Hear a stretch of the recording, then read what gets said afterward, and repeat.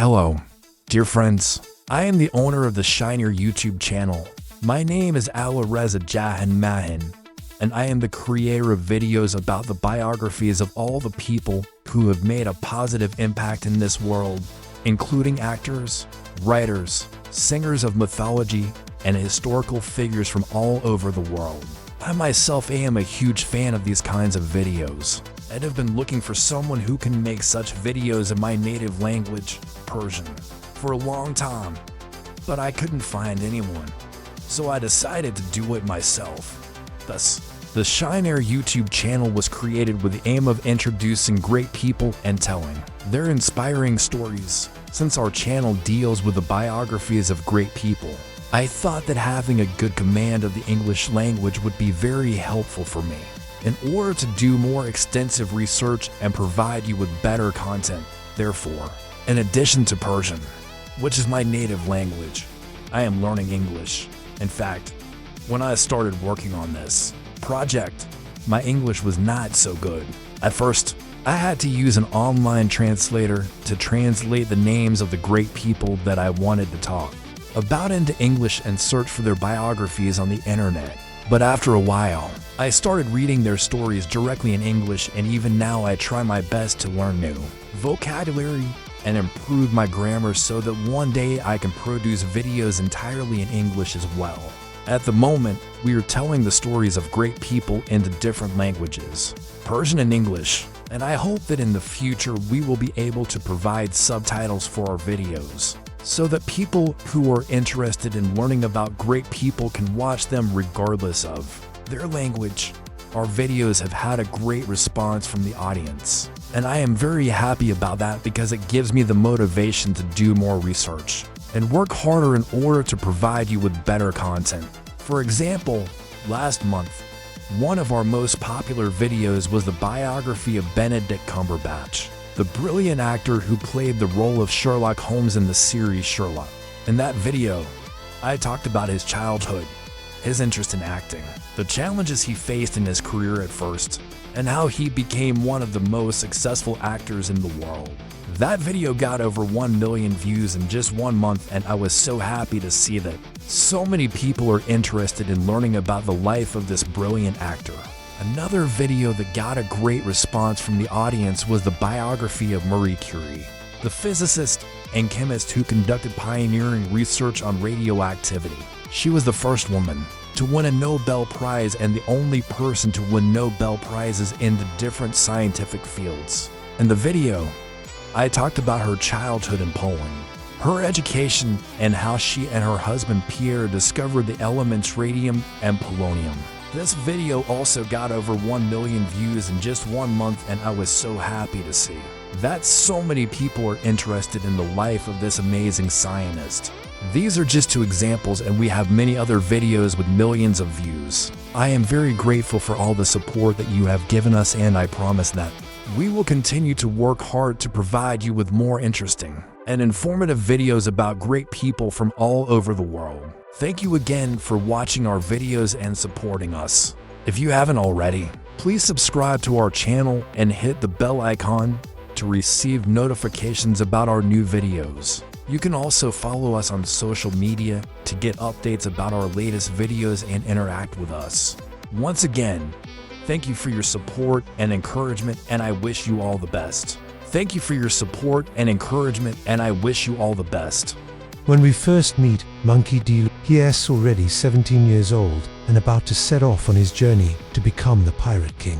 But did you know that his childhood friend, Roranoa Zoro, was actually 2 years older than him? Both of them were born in the East Blue, but their lives diverged when they were still very young. Before meeting again as teenagers, both Luffy and Zoro experienced some pretty traumatic things during their childhoods that would shape them into the powerful pirates that we know and love today. But what exactly were those events, and how did they affect the future of the Straw Hats? Well, let's find out in today's episode of One Piece Explained. Monkey D. Luffy was born in the village of Fuchsia, in the southeastern part of the East Blue. His father was Monkey D. Dragon, the infamous leader of the Revolutionary Army who aims to overthrow the world government, and his grandfather was Monkey D. Garp, a legendary Marine who earned the title of Hero of the Marines for his heroic deeds. It goes without saying that Luffy was born into a family of influential people with strong morals and values. But despite this, Luffy was destined for a life of adventure and piracy. This was because of the devil fruit that he ate when he was just a child. It was an accident. Luffy had no idea that it was a devil fruit at the time, but it gave him the powers of a rubber human and completely changed the course of his life. But before Luffy could even discover the extent of his new abilities, he found himself targeted by the Marines. You see, when someone accidentally reveals that Dragon is in a village, the Marines will turn that village upside down until they find him. Because of this, when Luffy's father was spotted in Fuchsia village, the Marines immediately began searching for him, which resulted in Garp being sent to deal with it. Despite being Luffy's own grandfather, Garp treated him like any other pirate. He wanted to capture Luffy's father and bring him to justice, so he didn't hesitate to throw Luffy in jail for protecting his dad. And later, he even allowed the Marines to take Luffy away from him. But Garp only did these things to make sure that Luffy would grow up into a strong man. In fact, that's why he became a Marine in the first place. When he was just a young boy, he met a bunch of kids while walking through the village, and he instantly became friends with them. But tragically, a few days later, those same kids were killed by bandits. That event deeply affected young Garp and made him realize that there was no hope for the world as long as evil people were allowed to roam free. So he decided to become a Marine and protect the innocent, and he passed on that same sense of justice to his grandson. Meanwhile, back in Fuchsia village, Luffy was left in the care of his adoptive father, Monkey D. Dan, who was a mountain bandit, along with his biological father, Dragon, and his grandfather Garp. Dadan is another important figure in Luffy's life,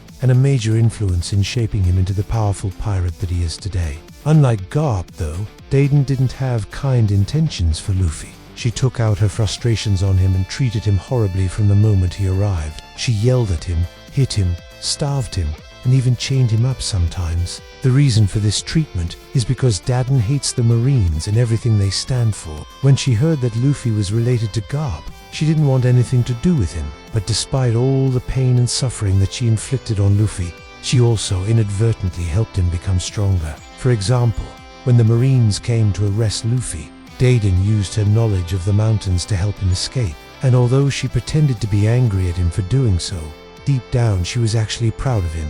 As Luffy grew older, he continued to cause trouble in Fuchsia village, which annoyed Dadan even more. So she decided to send him away. But before she could do that, Luffy befriended a young Marine officer named Kobe.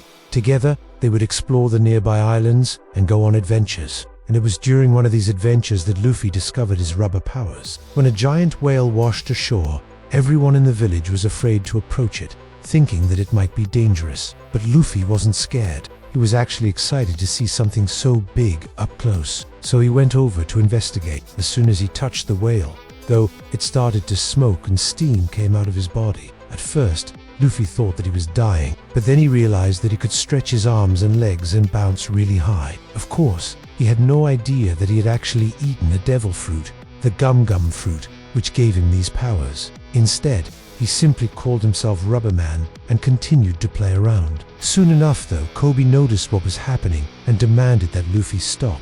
But Luffy didn't listen. He kept bouncing around until suddenly his clothes ripped apart and he was left completely naked. When Kobe saw this, he fainted, but Luffy didn't care.